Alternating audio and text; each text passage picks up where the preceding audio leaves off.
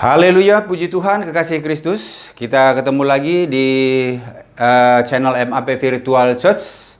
Ya, kita belajar lagi firman Tuhan. Hari ini kita mau belajar mengenai terlepas dari kuasa dosa. Terlepas dari kuasa dosa. Dan ini kita tahu bahwa dosa ini sampai sekarang pun itu tetap aja menarik orang-orang percaya supaya selalu berbuat dosa, atau maunya dia selalu dosa itu menjadi tuannya kita gitu. Apakah kita seperti itu sekarang atau kita bagaimana? Nah, makanya kita mau belajar bagaimana kita terlepas dari kuasa dosa, dan apakah kita memang bisa benar-benar ya tidak lagi mengikuti kehendak dosa, atau tidak lagi menjadi tuan kita dosa itu. Nah, saudaraku yang dikasihi Tuhan, kita lihat di ayat firman Tuhan di Roma 6 ayat 1 sampai 14. Roma 6 ayat 1 sampai 14, bagaimana di sini Alkitab mengajarkan kita. Saya bacakan buat kita. Roma 6 ayat 1 sampai 14. Jika demikian, apakah yang hendak kita lakukan? Bolehkah kita bertekun dalam dosa supaya semakin bertambah kasih karunia itu? Sekali-kali tidak. Bukankah kita telah mati bagi dosa? Bagaimana kita masih dapat hidup di dalamnya? Atau tidak tahukah kamu bahwa kita semua yang telah dibaptis dalam Kristus telah dibaptis dalam kematiannya? Dengan demikian kita telah dikuburkan bersama-sama dengan Dia oleh baptisan dalam kematian, supaya sama seperti Kristus telah dibangkitkan dari antara orang mati oleh kemuliaan Bapa, demikian juga kita akan hidup dalam hidup yang baru. Sebab jika kita telah menjadi satu dengan apa yang sama dengan kematiannya, kita juga akan menjadi satu dengan apa yang sama dengan kebangkitannya. Karena kita tahu bahwa manusia lama kita telah turut disalibkan, supaya tubuh dosa kita hilang kuasanya, agar jangan kita menghambakan diri lagi kepada dosa. Sebab siapa yang telah mati, ia telah bebas dari dosa. Jadi jika kita telah mati dengan Kristus, kita percaya bahwa kita akan hidup juga dengan Dia. Karena kita tahu bahwa Kristus sesudah Ia bangkit dari antara orang mati, tidak mati lagi. Maut tidak berkuasa lagi atas Dia. Sebab kematiannya adalah kematian terhadap dosa satu kali dan untuk selama-lamanya. Dan kehidupannya adalah kehidupan bagi Allah. Demikianlah hendaknya kamu memandangnya, bahwa kamu telah mati bagi dosa, tapi kamu hidup bagi Allah dalam Kristus Yesus. Sebab itu hendaklah dosa jangan berkuasa lagi di dalam tubuhmu yang fana, supaya kamu jangan lagi menuruti keinginannya. Dan janganlah kamu menyerahkan anggota-anggota tubuhmu kepada dosa untuk dipakai sebagai senjata kelaliman, tetapi serahkanlah dirimu kepada Allah sebagai orang-orang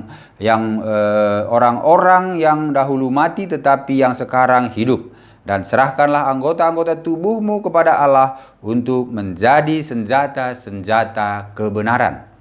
Sebab kamu tidak akan dikuasai lagi oleh dosa, karena kamu tidak berada di bawah hukum Taurat, tetapi di bawah kasih karunia.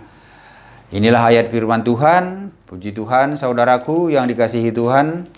Dari ayat firman yang kita baca ini di Roma 6 inilah yang diajarkan Alkitab kepada orang Kristen yang disediakan Allah supaya terlepas dari dosa. Kelepasan dari dosa di Roma 6 ini ya dapat dialami orang Kristen pada saat dia menerima Yesus sebagai Tuhan dan Juru Selamatnya dan dilahirkan kembali. Ya, lahir baru itu istilahnya. Ini merupakan kabar baik. Ya, kabar gembira bagi kita semua orang percaya. Tidak harus menjadi orang Kristen yang lama dulu baru menerima atau mengalami ini gitu ya. Tetapi setiap orang yang percaya ya menerima Injil dengan mutlak ya itu bisa mengalami hal ini. Jadi menerima Yesus sebagai Tuhan dan Juru Selamat dan menerima Injil dengan mutlak, sehingga kehidupannya dia menjadi manusia baru. Dan juga Yesus Kristus sudah memberikan kehidupan baru bagi setiap orang percaya. Nah, saudaraku yang dikasihi Tuhan, apa yang terjadi sebenarnya pada kematian dan kebangkitan Yesus? Apa pengaruhnya bagi orang percaya kematian dan kebangkitan Yesus itu? Kalau kita di Roma 6 ini tadi lihat, dia di ayat 6 itu dikatakan, karena kita tahu bahwa manusia lama kita telah turut disalibkan supaya tubuh dosa kita hilang kuasanya, agar jangan kita menghambakan diri lagi kepada dosa. Kita lihat di sini saudaraku yang kasih Tuhan, apa yang dikatakan di Roma 6 ayat 6 ini, bahwa di sini ada 3 hal yang dinyatakan atau memberikan 3 persona. Ya, apa hal-hal itu yang dinyatakan ini? Yang pertama dikatakan mengenai dosa di sini. Ini baru hal kedua dikatakan di sini manusia lama, ya. Karena kita tahu bahwa manusia lama kita telah turut disalibkan. Berarti ada manusia lama di situ. Nah, terus ada hal yang ketiga yaitu tubuh, ya, tubuh kita, tubuh dosa. Nah, ketiga oknum ini di dalam hal berdosa, ya, memiliki andil yang berbeda dan besarnya juga beda gitu. Nah, kalau dosa dikatakan Alkitab bahwa dahulu kita adalah hamba dosa. Itu dari perjanjian lama sudah dikatakan bahwa kita ini sudah menjadi, ya, hamba dosa gitu, menjadi majikan kita lah dosa itu, sehingga kita mengenal yang namanya dosa berkuasa atas kita, dosa yang menghambakan kita gitu. Jadi karena dosa berkuasa, maka dia tidak henti-hentinya menyeret manusia lama yang dikatakan di Roma 6 ayat 6 ini tadi. Dia menyeret manusia lama kita untuk melakukan perintahnya. Nah, kita tahu, ya, bahwa dosa itu terjadi pertama kali di Taman Eden pada saat Adam melanggar perintah Allah. Dari situlah mulai terjadi dosa, sehingga mulailah dosa itu berkuasa atas manusia. Ya, kalau sebelumnya tentu tidak berkuasa. Kalau sebelum Adam melanggar perintah Allah. Nah, manusia lama adalah segala sesuatu yang kita warisi dari Adam. Itulah yang dinamakan manusia lama. Segala sesuatu yang kita warisi dari Adam. Apakah yang kita warisi dari Adam? Tentu gennya kita, ya, gennya Adam. Darah, ya, dari darah Adam gitu. Nah, jadi bagaimana kita mengetahui manusia lama ini? Sebenarnya sama halnya kalau kita mau mengetahui umpamanya uang palsu sama uang asli. Tentu pertama kita harus benar-benar paham dan mengerti dulu seperti apa uang asli. Sehingga dengan kita begitu pahamnya uang asli seperti apa, ya, kita bisa membedakan kalau kita nanti menemukan uang palsu. Ya, kalau orang yang biasa memegang uang asli, saudaraku, ya, dia tidak perlu lagi mengecek dulu pakai alat apakah gitu untuk memastikan uang itu asli atau palsu. Ya, kalau setiap hari saudara pegang-pegang uang asli, ya, begitu Anda pegang uang palsu, pasti saudara langsung tahu perbedaannya. Nah, demikian juga manusia lama ini bagaimana kita mengetahuinya? Ya, kita hanya cukup untuk mengetahui apa itu manusia baru.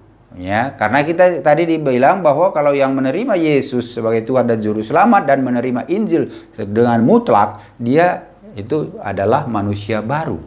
Nah, jadi manusia baru ini adalah segala sesuatu yang baru yang kita peroleh dari Tuhan ketika kita dilahirkan kembali. Ya, kita dilahirkan kembali. Makanya tadi ada kita baca juga di Roma 6 ini tadi.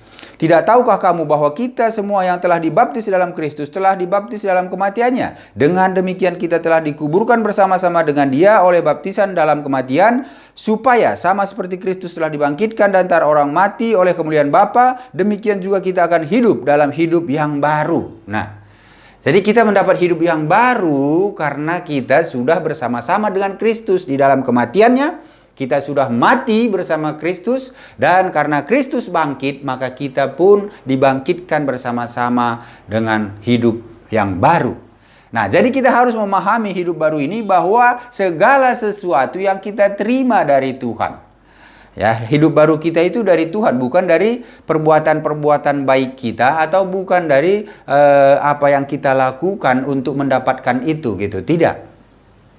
Jadi manusia lama ialah personalitas kita selain yang baru. Artinya personalitas kita yang lama atau segala sesuatu yang kita alami yang lama, nah inilah yang dibilang manusia lama. Nah manusia lama ini senang akan dosa dan tunduk di bawah kuasa dosa.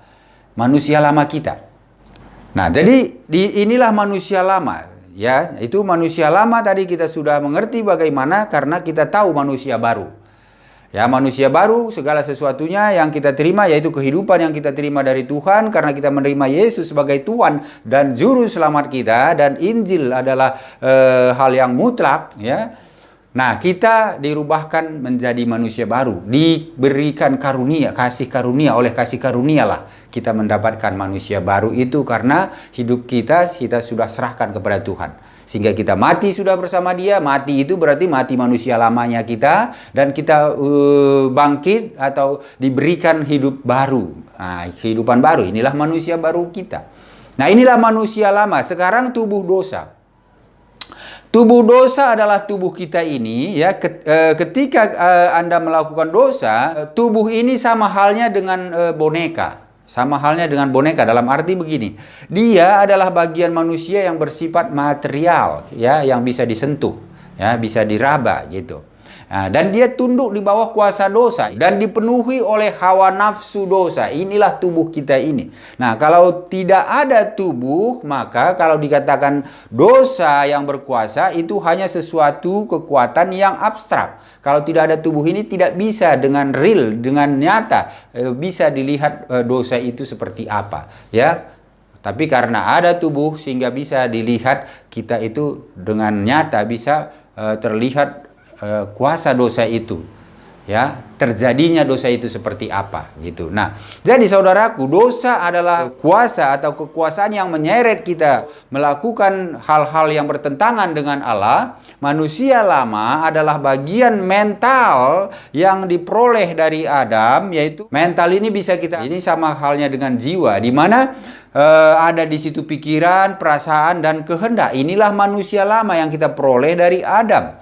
Nah, tubuh dosa adalah bagian material yang kita warisi dari Adam. Tubuh ini, tubuh jasmani kita ini. Inilah tubuh dosanya kita. Jadi, hubungan ketiganya ini dalam melakukan dosa, yaitu dosa membangkitkan kekuatannya, menarik, memaksa, dan mendesak orang untuk melakukan dosa. Jadi dosa inilah sumber motornya gitu, ya. Kemudian manusia lama merespon. Jadi manusia lama kita merespon, menyetujui kepada dosa karena dia tunduk serta menyuruh tubuh kita ini. Nah, beginilah relasinya gitu.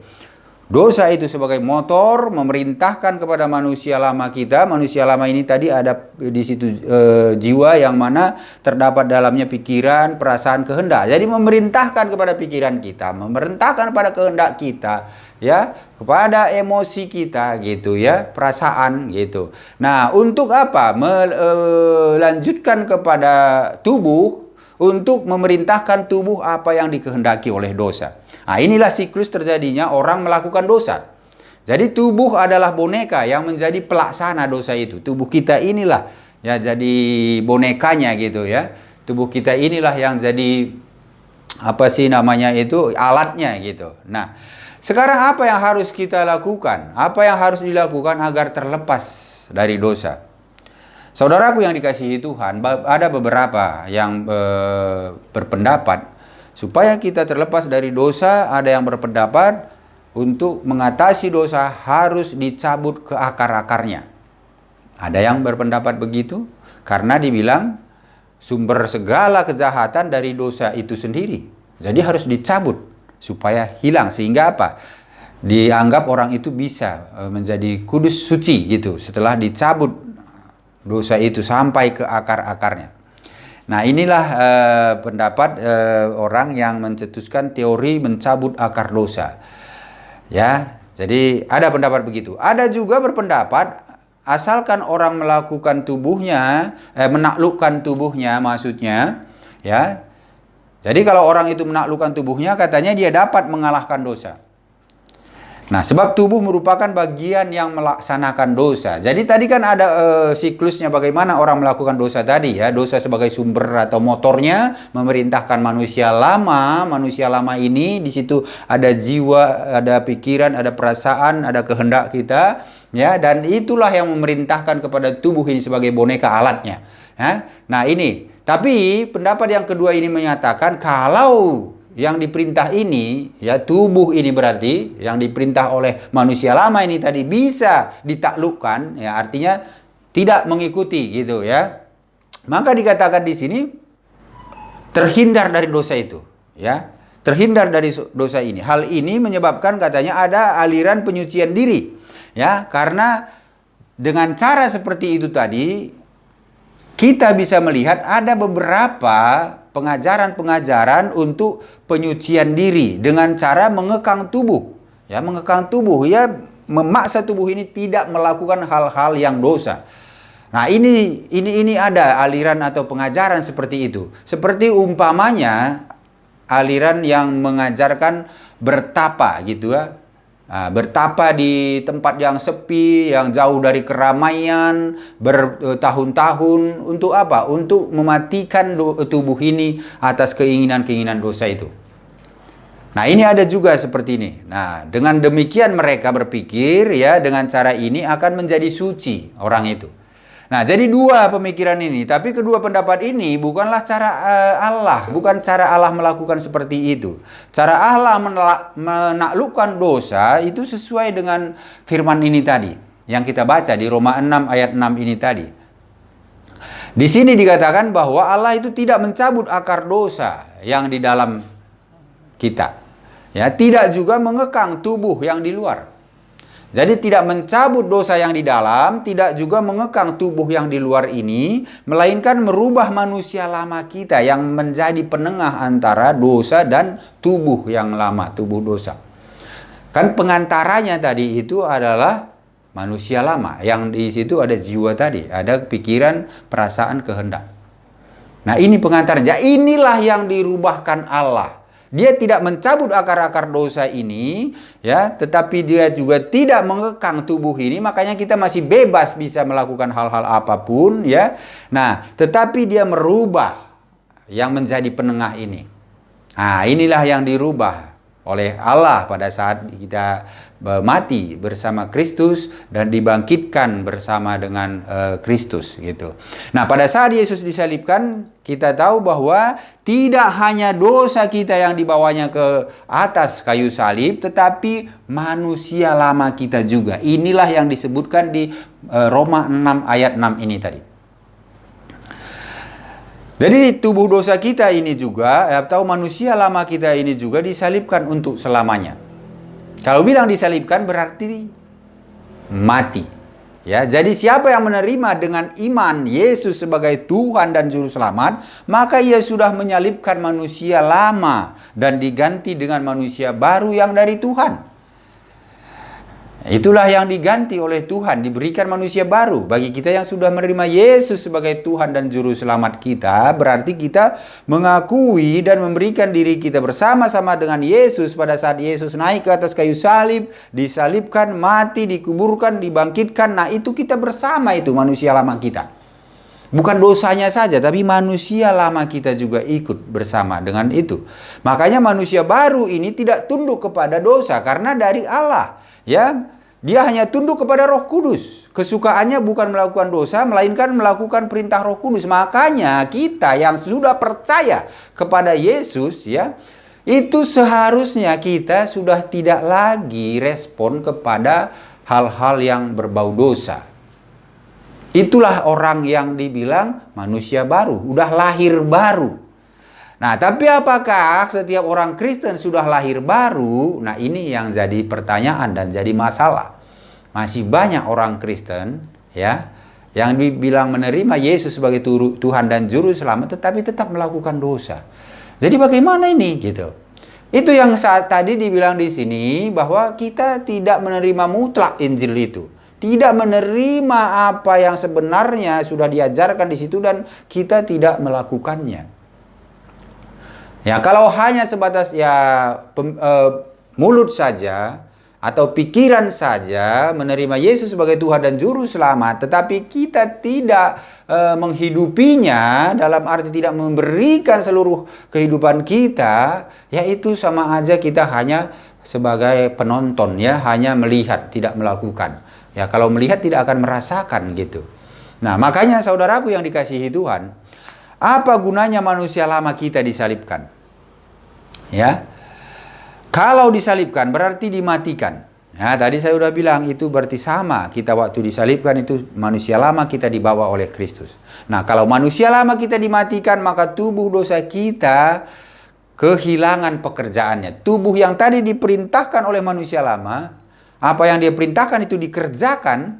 Nah, sekarang kalau sudah mati manusia lama itu, nggak ada lagi yang memberi perintah, ya berarti pekerjaan tubuh dosa ini pun habis. Tidak ada lagi gitu. Sekarang tinggal siapa yang memerintah?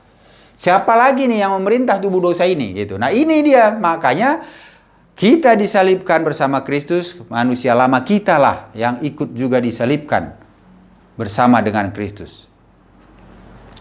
Nah, jadi saudaraku yang dikasihi Tuhan, sekarang dengan disalibkannya manusia lama, walaupun dosa memancing atau memaksa dan menekan, tetapi karena manusia lama telah disalibkan dan kedudukannya telah diambil oleh manusia baru. Nah, ini pergantiannya, saudara bisa bayangkan, ya. Ya, saudara bisa renungkan itu. Maka apa? Dosa tidak dapat menggoda manusia baru ini lagi. Seperti saya bilang tadi. Ya, tubuh ini kan menunggu orderan nih, menunggu perintah gitu. Yang memerintah manusia lama itu dosa, itu motornya. Memerintah manusia lama ini sangat-sangat tunduk kepada dosa. Taat dan tunduk dan senang dengan perintah-perintah dosa ini. Dan inilah yang diteruskan ke tubuh kita. Sehingga tubuh kita ini pun melakukan apa yang diperintahkan oleh manusia lama kita. Dia menunggu. Dialah bonekanya tadi saya kasih tahu saudara. Nah, tapi dengan kita disalibkannya manusia lama kita diganti dengan apa yang diberikan oleh Yesus kepada kita, kehidupan baru, manusia baru. Sekarang walaupun dosa ini mau menekan, ya, mau menyeret gitu, ya, tetapi karena dia tidak bisa langsung ke tubuh dosa ini, ke tubuh ini, ya, tetapi dia harus melalui manusia yang dimana ada jiwa, di situ ada pikiran, perasaan, kehendak. Dia harus melalui itu, dan itu sudah digantikan dari Allah, dari Yesus. Itu tidak tunduk lagi kepada dosa, karena udah baru. Dia tidak taat, dia tidak tunduk lagi, sehingga apa? Tidak lagi yang dilakukan oleh tubuh ini apa yang dikehendaki dosa tadi. Karena bukan itu lagi yang diperintahkan oleh manusia baru sekarang ini. Ya, dia tidak memerintahkan ini. Manusia baru kita ini tidak tunduk kepada dosa. Jadi dosa tidak berkuasa pada manusia baru ini. Jadi dia tidak bisa mengapa-ngapain. Dia mau tekan manusia baru tidak bisa. Karena dia tidak berkuasa. Nah, sekarang manusia baru inilah yang memerintahkan tubuh ini supaya tidak melakukan dosa lagi. Apa yang diperintahkan manusia baru? Itu hal-hal yang berkenan bagi Tuhan. Itulah yang diperintahkan. Jadi mengapa Allah menyalibkan manusia lama kita, tidak mencabut akar dosa itu? Tadi kan ada pendapat, cabut aja akar dosanya gitu ya. Nah, Allah menyalibkan manusia lama kita bersama Kristus, tujuannya adalah agar kita tidak menghambakan diri lagi kepada dosa. Karena manusia baru tidak tunduk kepada dosa. Ingat itu, manusia baru tidak tunduk kepada dosa. Jadi bebas dari cengkeraman dosa, bebas dari belenggu dosa, bebas dari kuasa dosa. Dosa tidak lagi menjadi majikan kita. Jadi saudaraku yang dikasihi Tuhan, kalau kita masih taat tunduk pada dosa, berarti manusia lama kita itu belum disalibkan bersama Kristus. Kalau belum disalibkan bersama Kristus, berarti kita belum menerima Yesus Kristus sebagai Tuhan dan Juru Selamat kita. Kalau kita belum menerima itu, berarti kita orang Kristen yang benar-benar tidak mengenal Kristus. Orang yang namanya Kristen KTP saja. Ya. Karena yang dibilang Kristen itu pengikut Kristus, apa yang dilakukan Kristus, itulah yang dilakukan orang Kristen. Kalau saudara tidak melakukan apa yang dilakukan Kristus, ya berarti saudara bukan pengikut. Namanya pengikut Kristus itu ya tentu apa yang dilakukan oleh yang kita ikuti, ya kita pun melakukan seperti apa yang dia lakukan gitu. Makanya saudaraku yang dikasihi Tuhan, tidak gampang dibilang, oh saya orang Kristen gitu ya. Kalau benar-benar pemahaman kita bahwa orang Kristen adalah orang yang mengikut Kristus, cara hidup seperti Kristus, ketaatan kepada Allah seperti Kristus. Nah, itu harusnya kita tidak taat dan tidak tunduk lagi kepada dosa. Jadi kita tidak lagi melakukan dosa. Harusnya seperti itu. Nah, makanya di sini saudaraku dikasihi Tuhan, akar dosa tidak dicabut, karena kalau akar dosa dicabut, ya berarti semua manusia akan binasa. Sebab tidak ada manusia yang tidak berdosa. Nah, itu makanya kenapa Allah tidak mencabut akar dosa itu. Kalau tadi ada pendapat bilang, ya cabut akar dosa karena sumbernya semua dosa. Cabut akarnya sehingga dia manusia itu bisa menjadi suci gitu ya. Tapi dia lupa. Kalau hal itu dilakukan, tidak ada manusia yang tidak berdosa, yang turunan Adam tidak ada yang tidak berdosa. Kalau dicabut dosa itu, berarti dosa itu membawa orang-orang yang berdosa, membawa kepada kematian itu. Hilanglah semua manusia kalau dosa dicabut. Makanya Allah tidak mencabut itu. Maka ada perumpamaan tentang gandum dan ilalang. Makanya Allah bilang jangan cabut sekarang, biarkan aja. Nah, itu kan salah satunya mengindikasikan kalau dicabut, nanti dua-duanya bisa tercabut. Bukan lalangnya aja yang kecabut, tetapi gandumnya pun tercabut, sehingga mati gitu. Nah, ini juga sama. Kenapa akar dosa tidak dicabut? Ya, karena kalau akar dosa dicabut, tidak ada manusia yang selamat. Mati semua. Ya, hilang semua gitu. Karena Roma 3 ayat 23 itu mengatakan, semua orang telah kehilangan kemuliaan Allah dan telah berbuat dosa, ya. Semua manusia telah berbuat dosa dan kehilangan kemuliaan Allah. Jadi semua manusia. Roma 6:23 mengatakan akibat dosa adalah maut. Nah, jadi kalau dosa itu dicabut, ya berarti akibatnya itu pun ikut tercabut. Maut itu pun ikut sama-sama berarti. Nah, Allah tidak menghendaki hal itu terjadi, saudaraku, sehingga Dia memberikan jalan yang membebaskan manusia dari dosa dan tidak binasa, ya. Dia memberikan jalan itu tadi, maka penengahnya itulah manusia lama itulah yang dirubahkan sama Dia. Nah, itu tidak akan membinasakan manusia, tetapi akan merubahkan manusia itu. Tentu di sini ada respon dari manusia itu, gitu. Ya, ada responnya. Nah, ini, jadi kita bisa memahami sekarang kenapa manusia masih bisa berbuat dosa, karena bukan akar dosa yang dicabut. Kalau akar dosa dicabut, selesai sudah semua, kiamat, ya. Nah, tetapi yang penengahnya ini tadi, kalau dosa itu memerintah, kalau kita benar-benar sudah menjadi manusia baru, ya, lahir baru, kita tidak bakal merespon dosa lagi. Itu kuncinya. Nah, bagaimana caranya supaya kita menikmati apa yang Tuhan sudah lakukan ini? Ya, sudah melakukan ini tadi. Bagaimana kita caranya supaya bisa menikmati dan bisa merasakan itu? Dan kita tahu itu bukan teorinya saja, bukan ceritanya saja, bukan pengetahuan saja gitu. Ya, tentu di sini tidak terlepas dari iman. Tidak terlepas dari iman. Karena kita tidak mengalami kematian dulu baru hidup lagi gitu, bukan. Dan kita tidak disalibkan mati tubuh ini, tidak. Ya, tapi kita harus punya iman bahwa dikatakan di Roma 6 ayat 11, ya saya bacakan kepada kita. Demikianlah hendaknya kamu memandangnya bahwa kamu telah mati bagi dosa, tetapi kamu hidup bagi Allah dalam Kristus Yesus ini. Kita harus memperhitungkan atau menganggap, menempatkan diri kita telah mati terhadap dosa. Kita sudah mampu untuk itu. Setelah kita menerima Yesus Tuhan dan Juru Selamat kita, ya, kita sudah dibaptis dalam kematian dan kita sudah bangkit dalam kebangkitannya juga. Ya, kita sudah bisa menempatkan diri kita atau menghitung diri kita, menganggap diri kita itu telah mati terhadap dosa. Berarti kita tidak merespon lagi apapun yang berbau dosa, sebab sesuatu yang sudah mati, saudaraku, tidak mungkin merespon lagi. Ini kuncinya, sesuatu yang sudah mati tidak mungkin merespon lagi. Bagaimana saudara bilang aku masih merespon dosa kalau saudara sudah mati? Bagaimana saudara bilang aku mau barang ini, benda ini kalau saudara sudah mati?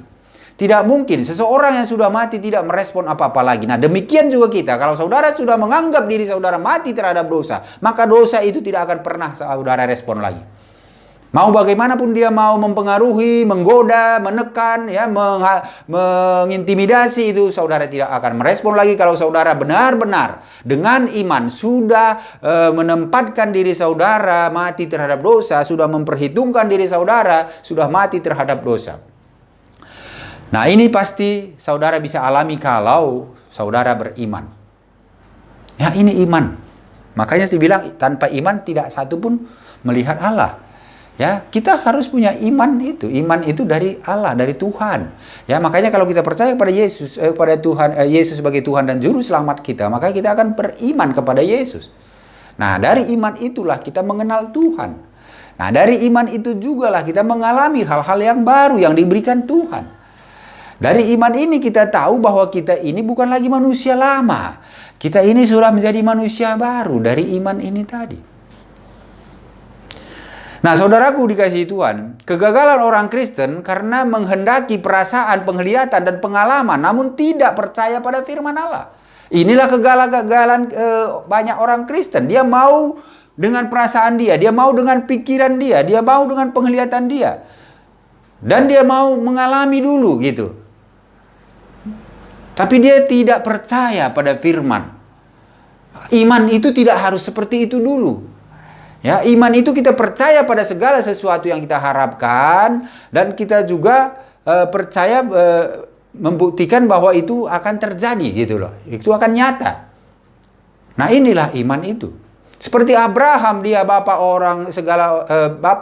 orang beriman dikatakan. Kenapa? Karena dia percaya kepada perkataan Allah. Apa yang Allah suruh dia lakukan. Apa yang Allah perintahkan, walaupun dia belum melihat, walaupun dia belum tahu, walaupun dia belum mengalami, ya, walaupun dia belum merasakan, dia melakukan dan dia percaya melakukannya. Nah, ini saudaraku yang dikasihi Tuhan. Nah, inilah iman itu. Ini hal yang pertama, bagaimana kita menikmati bahwa kita benar-benar menjadi manusia baru. Hal yang kedua, harus ada konsekrasi. Konsekrasi ini mengarahkan kekudusan, mengarahkan diri kita. Ini sangat penting ya. Kalau kita lihat di Roma 6 ayat 13 tadi dikatakan begini. Roma 6 ayat 13, inilah suatu konsekrasi ya, mengarahkan. Dan janganlah kamu menyerahkan anggota-anggota tubuhmu kepada dosa untuk dipakai sebagai senjata kelaliman, tetapi serahkanlah dirimu kepada Allah sebagai orang-orang yang dahulu mati tetapi yang sekarang hidup. Dan serahkanlah anggota-anggota tubuhmu kepada Allah untuk menjadi senjata-senjata kebenaran. Nah, ini kita ya, harus ada konsekrasi, ada penyerahan diri kita kepada Allah. Jangan lagi tunduk kepada dosa, karena kita sudah mampu untuk itu, sudah diberikan kemampuan untuk itu. Jika pada diri kita ada sesuatu yang Allah suruh buang, kita harus buang. Ya, jangan kita tidak lepaskan itu, kita harus buang. Maka kuasa dosa, kalau kita tidak lepaskan, itu kuasa dosa tetap bercokol di dalam Anda. Kalau kita tidak lepaskan apa yang Tuhan bilang lepaskan, kita lepaskan. Apa yang Tuhan bilang buang, buang. Kalau Tuhan bilang jangan lagi lihat masa lalumu, ya sudah, jangan lihat lagi masa lalu Anda. Ya, karena pertobatan itu sudah meninggalkan masa lalu itu. Tidak bisa saudara bilang bertobat tetapi saudara masih saja melihat ke belakang atau kadang lagi mau melakukan yang dahulu gitu. Itu bukan pertobatan. Pertobatan itu berarti 180 derajat kita arahnya sudah berbeda. Ya, jadi sudah meninggalkan masa lalu kita. Itu makanya dibilang di sini tadi pun, jangan serahkan lagi tubuh kita ini kepada dosa, tetapi serahkanlah kepada Allah untuk dipakai menjadi senjata-senjata kebenaran. Sehingga kuasa dosa itu tidak bercokol lagi di dalam Anda. Nah, walaupun posisi kita di dalam Kristus, tetapi kalau kehidupan kita tidak berada di dalam Kristus, maka kita tetap akan bisa diperintah oleh dosa itu. Kalau kehidupan kita tidak berada di dalam Kristus, ya. Makanya yang penting itu kehidupan kita harus berada di dalam Kristus. Karena Kristus itulah ya yang membuat kita mampu untuk tidak taat kepada dosa itu. Ya, karena dia menang atas dosa. Nah, itu. Jadi kita kalau di dalam dia, berarti kita menang di dalam dosa. Makanya sering kita bilang, aku di dalam Kristus, Kristus dalam aku, gitu ya. Kalau Kristus di dalam kita, kita dalam Kristus, ya kita berarti menang dalam dosa. Tidak mungkin orang yang dalam Kristus tunduk kepada dosa atau kalah terhadap dosa. Ya, Kristus sudah menang terhadap dosa dan itu nyata gitu. Ya, sudah nyata. Dia sudah menang dan dia sudah nyatakan kepada kita bahwa segala kuasa yang ada di bumi dan di surga ada padaku katanya. Jadi kuasa apa lagi? Apalagi yang kita mau perdebatkan gitu. Apalagi yang kita mau tanyakan. Kalau Yesus Kristus sudah bilang, ada kuasa yang mana semua kuasa yang di bumi ini dan di sorga ada pada Dia. Tidak ada kuasa yang lain lagi. Di tempat yang lain tidak ada lagi kuasa. Cuma di Yesus yang punya kuasa atas segalanya. Jadi kalau ada pun kuasa-kuasa kecil itu kan tidak pengaruh bagi Tuhan. Karena Dia yang berkuasa. Kalau Dia mau hilangkan semua bisa saja. Nah kita kalau di dalam Dia, berarti apa yang tadi Tuhan miliki itu, ya, Dia bisa lakukan itu untuk kita. Kalau kita di dalam Dia. Nah, sekarang masalahnya apakah saudara ada di dalam Yesus? Nah, ini yang perlu. Nah, kedua hal ini harus dilakukan. Hal yang tadi itu mengenai iman, satu. Yang kedua mengenai konsekrasi tadi atau penyerahan diri tadi. Mengarahkan kekudusan tadi. Mengarahkan diri kita ke kekudusan, ya, bukan kepada dosa. Hal yang dua ini harus dilakukan. Karena jika kita hanya memiliki pengertian aja secara otak pikiran, ya, tanpa iman, dan tanpa penyerahan diri secara khusus, ya mustahil kita akan mencapai kehidupan yang mana lepas dari dosa. Mustahil. Nah, ini saudaraku kasih Kristus. Bagaimana kita terlepas dari dosa? Tentu tadi dengan iman dan konsekrasi, penyerahan diri ke arah kekudusan, menyerahan diri kepada Allah tadi.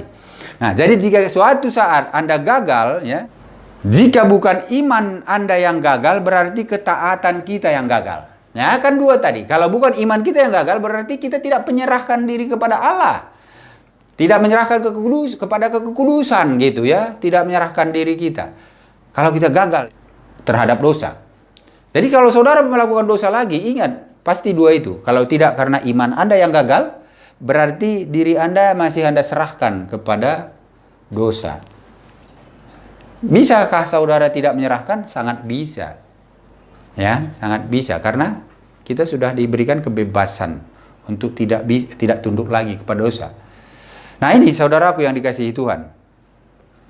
Jika kita memandang atau menghitung dan menyerahkan diri sedemikian rupa, ya, menyerahkan diri seperti ayat Roma 6 ayat 14 ini tadi, saya bacakan Roma 6 ayat 14 terakhir, ya. Dikatakan Roma 6 ayat 14 begini. Sebab kamu tidak akan dikuasai oleh dosa, karena kamu tidak berada lagi di hukum Taurat, tetapi di bawah kasih karunia. Nah, jadi kalau kita menghitung diri kita dan menyerahkan diri kita sedemikian rupa kepada Allah, bukan lagi kepada dosa, ya, hasilnya sangat jelas, yakni dosa tidak akan berkuasa lagi atas diri Anda. Itu hasilnya. Saudaraku yang dikasihi Tuhan, ini renungan firman yang harus kita pahami, ya. Kita harus renungkan ini karena inilah yang sangat penting kita pahami supaya kita tahu tidak berbuat dosa itu bukan karena kekuatan kita. Tidak berbuat dosa itu karena apa? Karena kita punya iman dan kita ada penyerahan diri kepada Allah. Ya, bukan karena pikiran kita saja, ya, bukan karena otak kita ini, gitu, ya. Seperti saya bilang tadi, ya, kalau Abraham itu pikirannya dia lakukan, apa yang dia pikirkan secara pikiran manusia, dia lakukan, dia tidak akan taat kepada Allah. Dia tidak akan melakukan apa yang Tuhan perintahkan. Nah, kita pun, makanya tadi di awal, kenapa kita harus menerima Yesus sebagai Tuhan dan Juru Selamat dan menerima Injil dengan mutlak, gitu, ya. Karena firman Tuhan ada di Injil ini semua. Ya, di Alkitab saudara itulah firman Tuhan dan inilah yang harus kita lakukan. Tidak seperti Abraham lagi. Kalau Abraham dulu secara audible, ya, secara suara bisa didengar dari dia, dengar oleh Abraham perintah Allah itu, ya, suara Allah. Tapi kalau kita sekarang ini sudah dinyatakan melalui Alkitab saudara. Inilah suara Allah. Inilah tulisan yang diilhamkan Allah. 2 Timotius 3:16 mengatakan bahwa segala tulisan yang diilhamkan Allah bermanfaat untuk merubah saudara, untuk menegur saudara, ya, untuk menasehati, untuk mengajar, untuk menyatakan kesalahan. Jadi semua ada di sini. Makanya bisa merubah. Itulah yang merubah hidup kita. Firman itu, ya. Sama kayak Abraham mendengar Allah, ya, firman itulah yang merubah hidup Abraham. Perkataan Tuhan itu. Nah, perkataan Tuhan sekarang ada tertulis di sini. Inilah yang harus kita lakukan. Jadi ini yang harus kita renungkan, saudaraku kasih Tuhan. Saya percaya saudara semua diberkati oleh firman ini. Bagaimana terlepas dari dosa sehingga kita menjadi orang-orang Kristen yang luar biasa di mata Tuhan, menjadi orang Kristen yang kudus, orang Kristen yang berkuasa, ya, karena Tuhan kita berkuasa sehingga kita pun di dalam Kristus kita pasti berkuasa. Jadi saudara jangan menjadi orang Kristen yang cengeng, jangan menjadi orang Kristen yang lemah gitu ya, tetapi orang Kristen yang kuat di dalam Tuhan, di dalam Tuhan Yesus. Ya, bukan karena saudara Kristen jadi gagah-gagahan, bukan ya. Itu iblis bisa langsung kapanpun bisa menyerang saudara. Makanya firman Tuhan mengatakan kan, berhati-hatilah karena musuhmu seperti singa yang mengaum-ngaum setiap saat mau menerkam. Ya, kita harus berhati-hati, tidak boleh bangga-banggaan, gagah-gagahan gitu ya. Kalau kita bangga karena Kristus, ya itu harus. Tetapi kalau bangga diri sendiri karena kita merasa lebih kudus, lebih suci atau lebih baik, ya itu yang berbahaya. Di situ nanti iblis akan menggoda dan mengintimidasi saudara. Nah, saudaraku yang dikasihi Tuhan, inilah firman Tuhan untuk saat ini. Saya berdoa saudara diberkati semua dan diberikan hikmat oleh Tuhan sehingga bisa mulai hari ini saudara terlepas dari pengaruh dosa dan tidak melakukan dosa lagi. Sama-sama kita menguatkan ya, sesama orang percaya, saling mendoakan supaya seluruh perjalanan hidup kita ini semuanya ya baik dan berkenan di hadapan Tuhan. Demikianlah firman Tuhan. Tuhan Yesus memberkati. Haleluya. Amin. Mari kita berdoa. Terpujilah namamu Tuhan Yesus, kami bersyukur kalau kami boleh ditegur oleh firman-Mu, diajar oleh firman-Mu, dan biar kami juga Tuhan dirubahkan oleh firman ini. Bapa yang baik, segala firman yang kami dengar hari ini kiranya tumbuh di dalam hati kami yang paling dalam, sehingga bisa bertumbuh baik, berbuah, dan kami juga bisa menjadi berkat bagi sesama. Hamba sudah selesai menyampaikan firman-Mu Bapa, tapi Roh Kudus hamba percaya terus bekerja bagi setiap orang-orang yang percaya, anak-anak Tuhan, untuk dirubahkan, untuk dibawa kepada Tuhan, lebih mengenal lagi Yesus sebagai Tuhan dan Juru Selamat, dan hidup mereka selalu di dalam naungan dan kuasa Tuhan, dalam perlindungan Tuhan, sehingga dijauhkan dari segala mala bahaya, celaka maut tidak berkuasa bagi anak-anak Tuhan yang percaya. Terima kasih Bapa. Biarlah Engkau memberkati seluruh anak-anak-Mu yang mendengarkan firman ini. Dan sebelum kami selesai ibadah ini, biarlah Tuhan memberkati kami. Terima kasih Tuhan. Saudaraku kasih Kristus, mari arahkan hati dan pikiranmu. Terimalah berkat dari Allah Bapa, cinta kasih di dalam Yesus Kristus, kekuatan penghiburan oleh Roh Kudus memberkati saudara dan saya mulai hari ini sampai Tuhan Yesus datang kedua kali, sehingga kita dijemput dan kita bersama-sama di dalam kerajaan surga. Haleluya, sama-sama kita katakan amin.